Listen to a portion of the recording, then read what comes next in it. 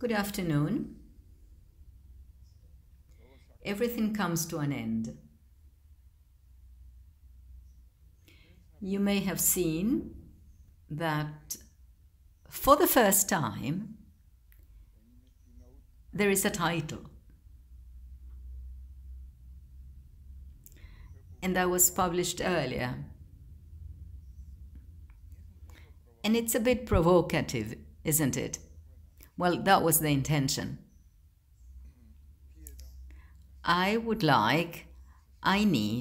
We need to have a provocative talk.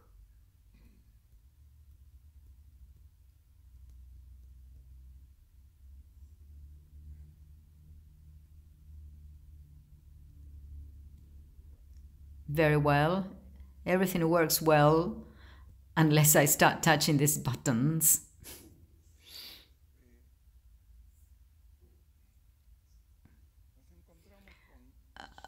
We've come across a sentence that moves us, that represents us, the power of doing.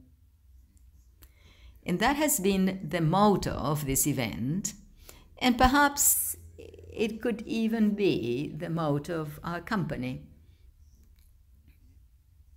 Why? Someone may think it's presumptuous. Why do we have the power of doing? And in these things, in general terms, there are two components to it: the aptitude and the attitude. The most important one, it's always the attitude, because aptitude may be trained, but those who haven't got the attitude, you can't give it to them.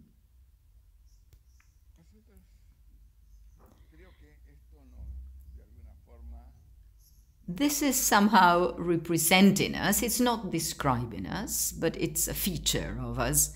Why? Well, if we place ourselves at the beginning of times for GeneXus, Nicolas and I were behind something that seemed to be a chimera at that time, to automate everything that could be automated, to develop and maintain systems. We believed in that. Perhaps no one else believed in that.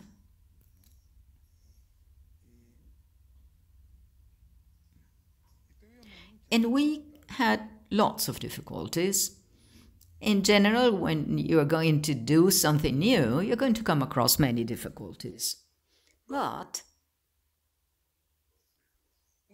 a fundamental issue that helped us a lot is that we found that there was a much bigger problem than one we thought. It was a multidimensional problem. And we came to the conclusion then that it was very difficult to solve it with a manual programming. I don't know if it was impossible, but at least it was very difficult, and we couldn't make it. And there we faced artificial intelligence. And in some way, the decade of the 80s was very similar to our present times.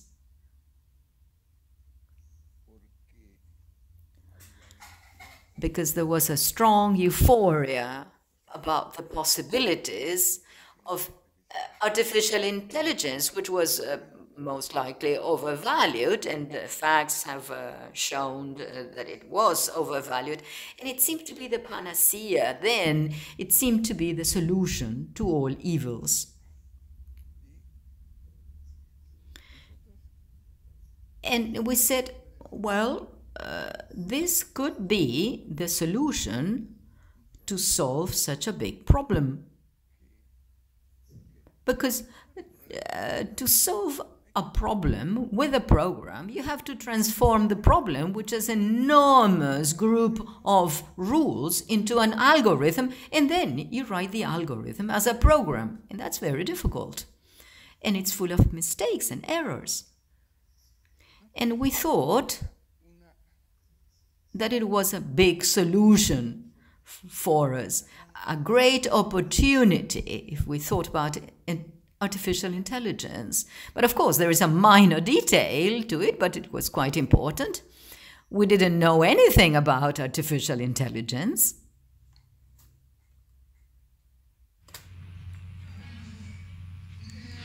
And so, in general, artificial intelligence teams at that time, where risk investments were, following artificial intelligence companies, in general, they would work with two teams. One team was made up of experts in artificial intelligence, and another team who were the experts in dominating the problem. And we were two daring men at that time, and we formed part of the two teams. As experts in the problem, we were consultants on a database, and we were quite known at that time. And that was a strong point, it seemed. And as regards artificial intelligence, we didn't know anything. So what happens when you don't know anything? Well, you learn. And how can you learn? Well, let's take a master's or a PhD. And perhaps we couldn't afford it, but we could discuss that. But it was clear that we couldn't do it because we didn't have time to do it. Formal education couldn't help us. And so the way out is to learn by doing. And we did well. And we were able to solve the problem. And by the end of the decade, we launched GeneXus as one first approach to what we wanted. But to do that, and having faith and having determination and sweat, blood, and tears, well, we got some bonus there. Well, there was a problem we had very frequently, that when you are doing research work, when there are no roads, because no one has paved them before, the only thing is that you pave the road as you walk. Well, many ideas occur, and sometimes those ideas you discard them and reject them because they're not good, that they can't be applied. But there are ideas that seem to be very good. And what do you do in that case? Well, in that case, you build a prototype to validate those ideas, and that program, you test it, and then you say yes or no. Only that a prototype built with traditional methods was taking us a couple of weeks, and that was very expensive for us.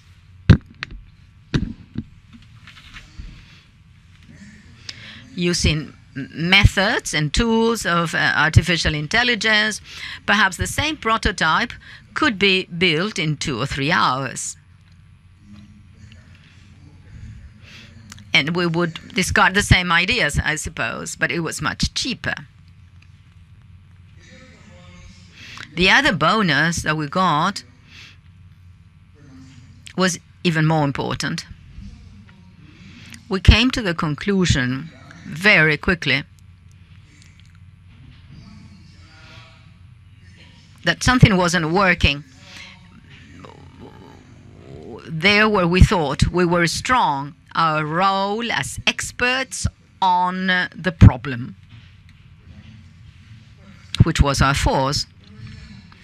But we could see that, in fact, the expert provides knowledge, conveys knowledge, and that knowledge is turned into algorithms and we codify them. Now, the problem wasn't a question of codifying algorithms. The problem was lying at the source of the knowledge. We human beings who are experts in something always think that we know everything about the topic. That's never true. But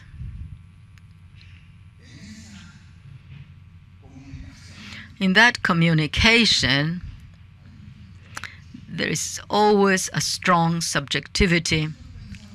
We thought that that was happening to us because we had a particular problem and because we were ignorant of the tool called artificial intelligence. And so we came to the conclusion that since we are not good as experts for this, let's obtain knowledge from somewhere else. Let's take away knowledge from data.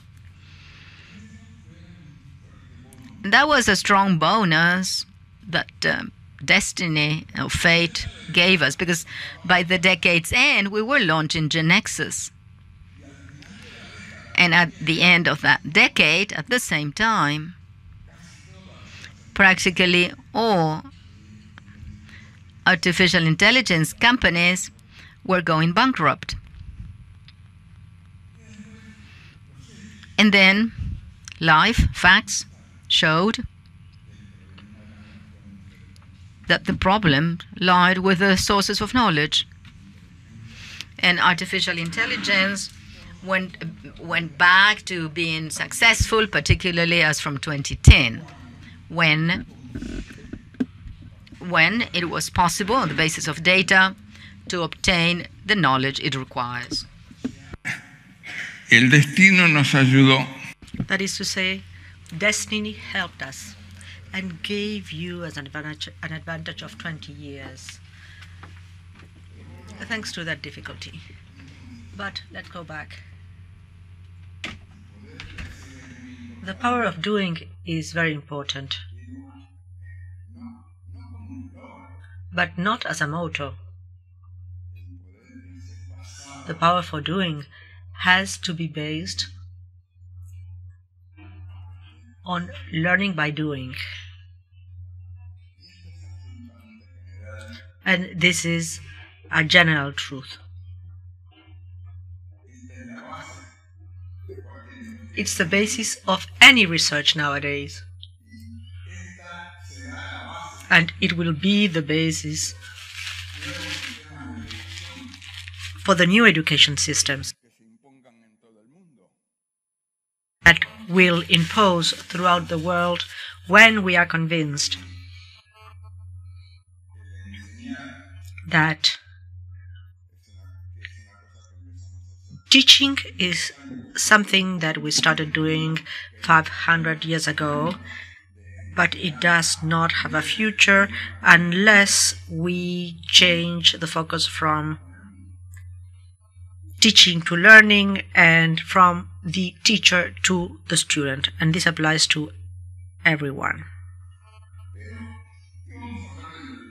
Now we're going to speak about artificial intelligence, right?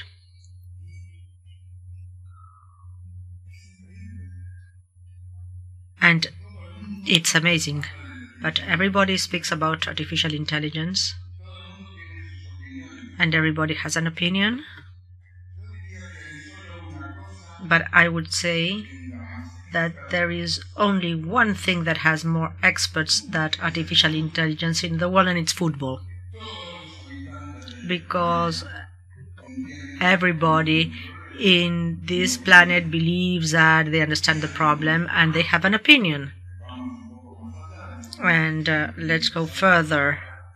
Some are even so daring that they write about the matter.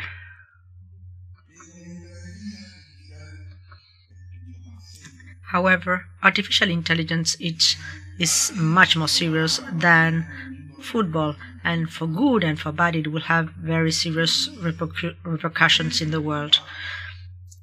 So I'm concerned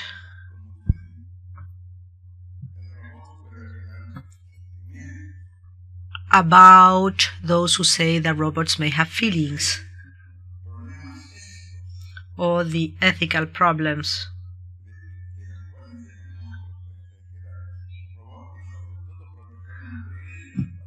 We should take into account in this case, and how we should protect ourselves from robots so that they don't attack us. But this is science fiction. In fact, we have made a lot of progress, especially during these last 8 years with regard to artificial intelligence. But things are not as sexy as people think. What we have today, what the world has, and this is very important, is a set of algorithms.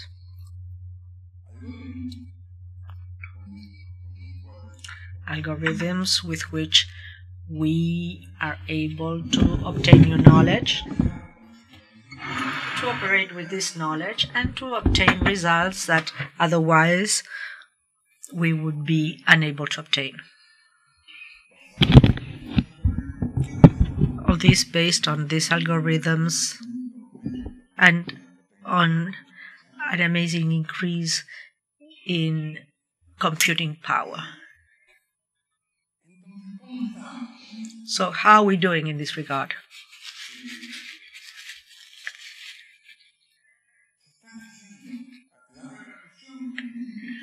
The repercussions in the world are enormous. In every activity there's something of artificial intelligence. Well, no, in every activity there are problems that could be solved with the help of AI. And this is very different. But what there is a lot of research.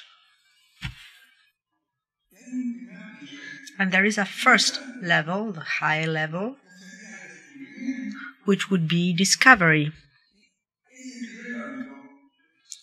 And this high level is reserved to enormous companies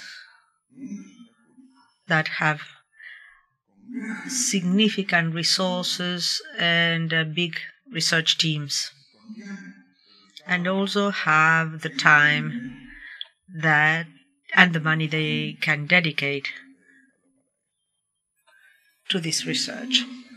In the Western world, which is the one I reasonably know, there are very few of them.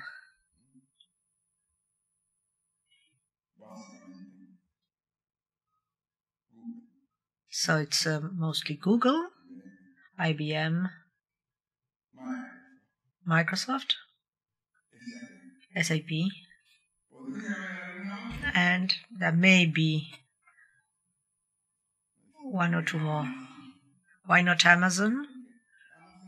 Well, because Amazon has the resources and the significance to do it, but they are dedicated to many things. Why not Apple? Because Apple is interested in the periphery. They are not interested in the deep research that interests us, for the time being at least. So there are other players, as we saw in some of the presentations. There are some important players, for example, in China. But how many are there in all throughout the world? 10 companies, give or take. And these companies develop very valuable technology with significant repercussions and quite difficult to use. And this is the first level. If we had only this, only these companies would be able to develop things with artificial intelligence, because what they do is not at the level of everyone, regular mortals. And then the second level I would call domestication. Who are the players? Well, firstly, the same players,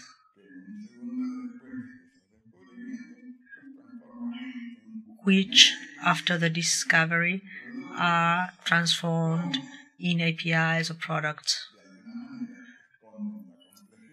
where the complexity is hidden to a certain extent to make them easier to use. And who else? It's not that huge companies are needed. What is needed is a lot of imagination and agility. There cannot be a system that make decisions in a slow manner. They have to be made on the spot, and there are many. So there may be many of them, and the first one is GeneXus. Why? Well, because from the beginning of times we are a domesticator. We have always done this with the more diverse technologies. In some way, we have created a layer of abstraction, and we make everything easier.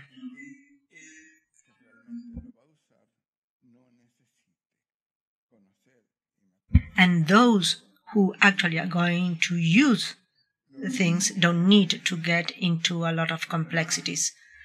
The others do the same, but we are in that field. We are in that field, and we have the experience of having done it since the beginning. And how many more are there? 20, 2,000, 200,000 companies? I don't know. But I would say that 20 is a reasonable number, because we have all learned that reinventing the wheel is not a good business for anyone. So we are thinking of 30 companies, maybe, some of them very big, but none of these 30 companies has the vocation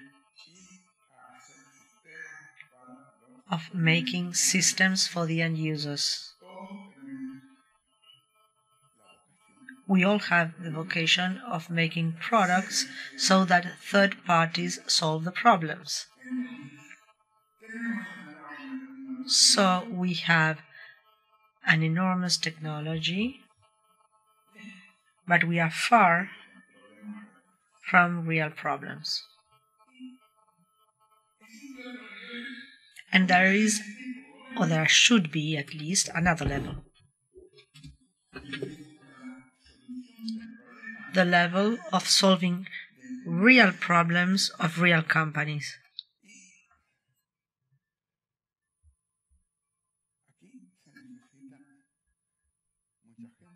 And in this case, you need a lot of people and a lot of enterprises. And what's the profile we need?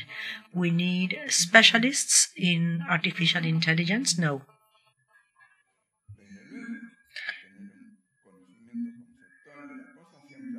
Of course, it always helps to have a conceptual knowledge of things. Especially it helps to feel good.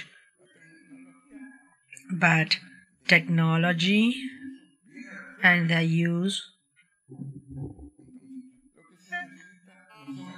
have their own solutions. So it's not specialists that we need.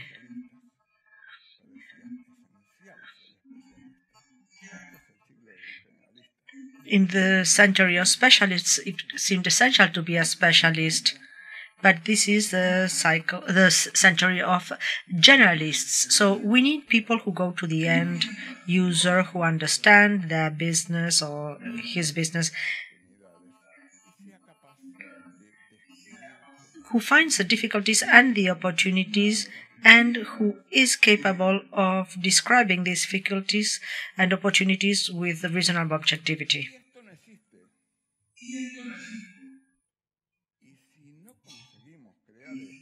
Since this does not exist, and if we don't manage to create it, everything's going to be a big disaster.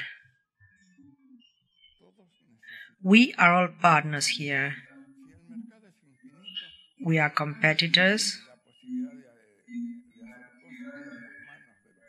And if the market is endless and we have the possibility of doing things with the hands of those who are involved is very restricted, what's necessary is a lot of efforts to develop the market.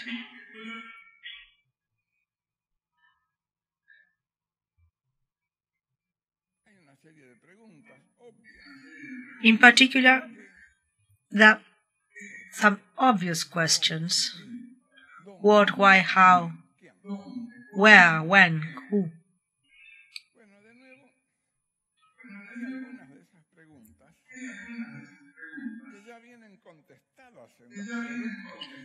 There may be some questions that are already answered in the products that all the players make, but there are questions that cannot be answered.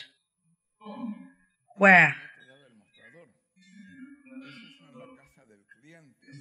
That's the other side of the counter. It happens in the home or the office of the prospect.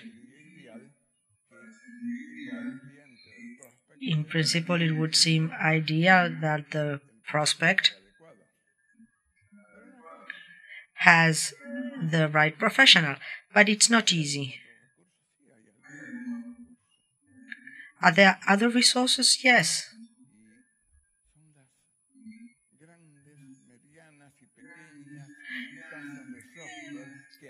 Much more direct resources, and they are the small and medium-sized software companies that take care of the end user and end up also understanding their business as much as the client's staff.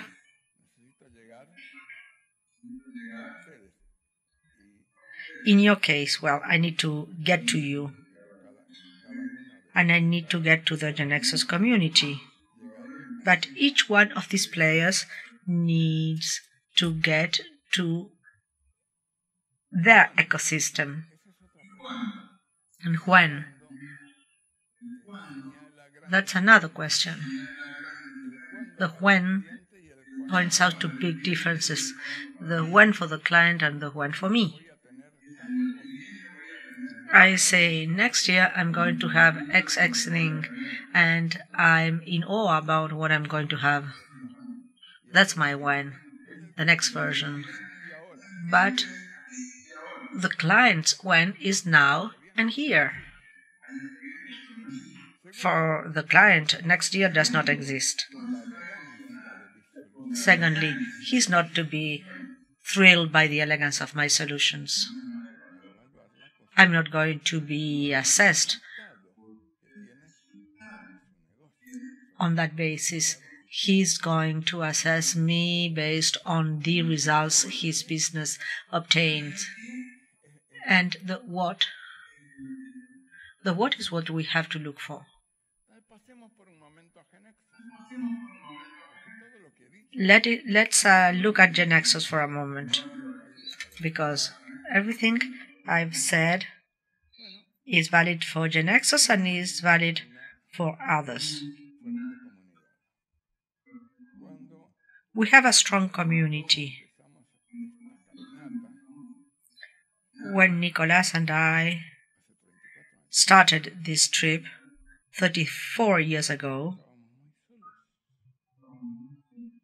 we were quite alone. When there are no roads, when you have to build your own roads, and there's no background to what you're doing, you feel very lonely. But little by little this changed, because others came along, and there were distributors or dealers, and there were partners and software companies and clients, And that's what created, little by little, the ecosystem. At the time, we didn't even know that's how it was called. But it grew and grew.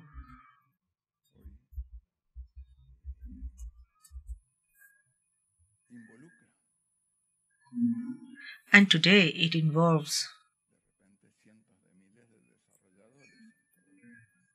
hundreds of thousands of developers throughout the world. So here there is an enormous opportunity. When? Now.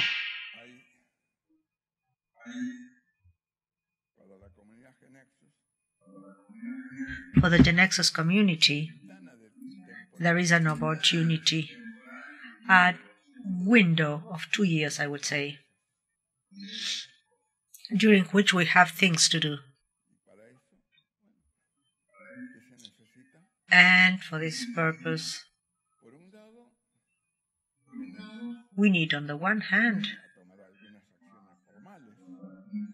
some formal actions from GeneXus in order to complete and innovate.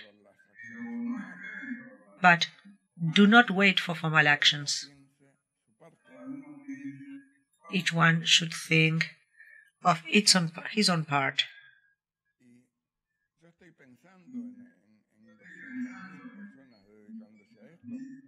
And I'm thinking of 200,000 people working on this. Well, maybe not. Maybe I'm thinking of starting 100, 200. But bear in mind that I'm not going to choose you. You are the ones who choose yourselves or dare or apply, and then inevitably the Darwin law will be applied, and those who survive will be very successful.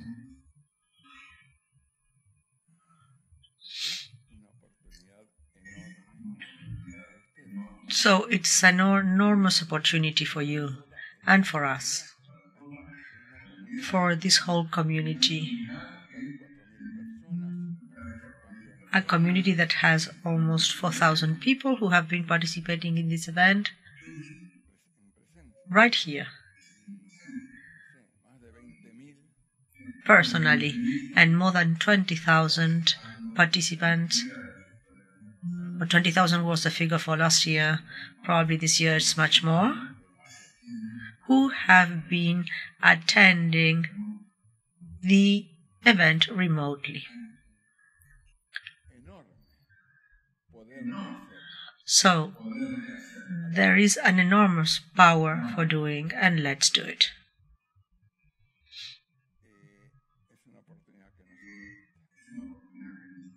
And this is an opportunity that won't be repeated, and we have to dare.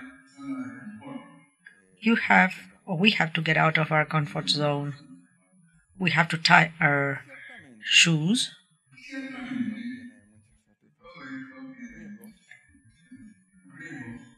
And of course, there's many satisfactions and many risks in all this.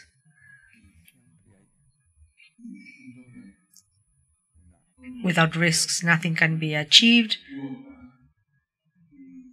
And there's always a strong component of courage, sacrifice, sweat, and tears.